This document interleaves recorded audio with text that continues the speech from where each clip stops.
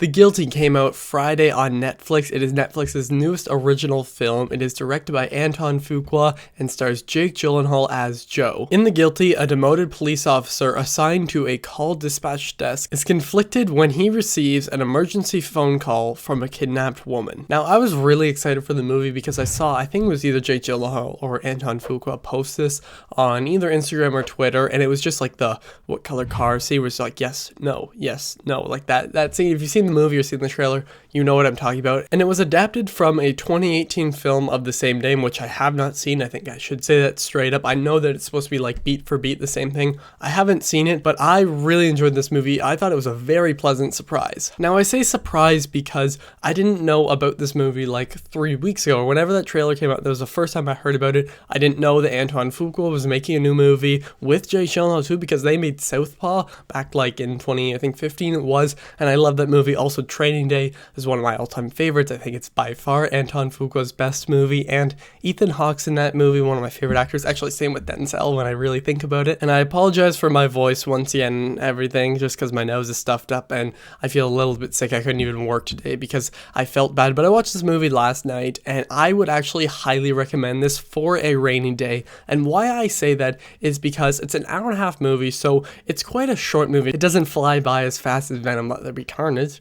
Yikes. But it still goes by pretty fast, but it's just so intense, and it's basically a one location movie because almost, I think probably 99% of this movie is just Jake Gyllenhaal sitting at a desk. He switches between like two desks, but he's sitting at a desk and it's just different shots of him, like a wide shot, a close-up of his earpiece, like everything, the headset, that's what I meant to say, and everything. And I also learned that Antione Fuqua directed in the majority of the movie from a van outside because of COVID and all that. And when you know that this movie was shot during COVID, you can kind of tell, but I don't mean that as a fault. Like, yes, everybody is very spaced out in the office, but they all have like 4 monitors, so it totally makes sense. Obviously, Jake Gyllenhaal is great in the film. He's one of my favorite actors of all time. He's probably in my top 5. I love everything I've seen him in and his performance and everything, and you know, he's just great, so it doesn't really come as a surprise when he's great in the movie, but it's still worth mentioning because he still somehow doesn't have an Oscar. He got nominated only once, and I don't see him being nominated for the film,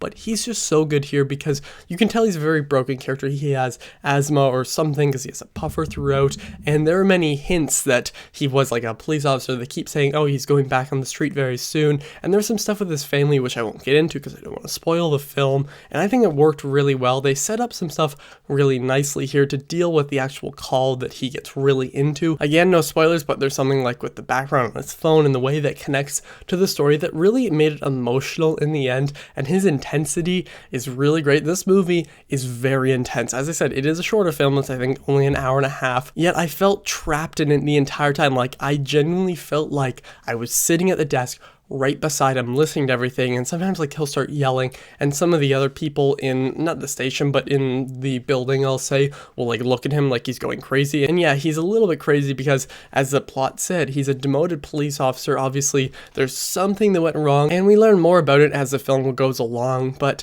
I really enjoyed this, and I think that it had enough twists and turns to really keep you engaged. And yeah, there were some times where it felt a little bit repetitive just in the shots, but then again, they did shoot this during COVID, so they couldn't do a lot. But I also think that it works because it feels like a very contained movie. It feels almost not low budget, but it feels very small scale, and that's just something that's really nice to see, especially with someone as big as Jake Gyllenhaal. Antione Fuqua is an incredible director. As I said, I love Training Day, I love Southpaw. I think those ones and this one are the things I've seen from him, and then I just know that he's a great director and a great guy. So when his name's attached to this and Jake Gyllenhaal, put them together, they've already made a film I love, and now I really like this movie. I do highly recommend watching this on Netflix. I think it's in the top 10, but then again, every single new release is. It's a rainy day, it's a really bad day outside. So if you live in Ontario like me, or just another place where it is a rainy day, I highly recommend it because it kind of sets the tone. Because in the movie there are lots of wildfires going, but because you're trapped in this building basically the whole time,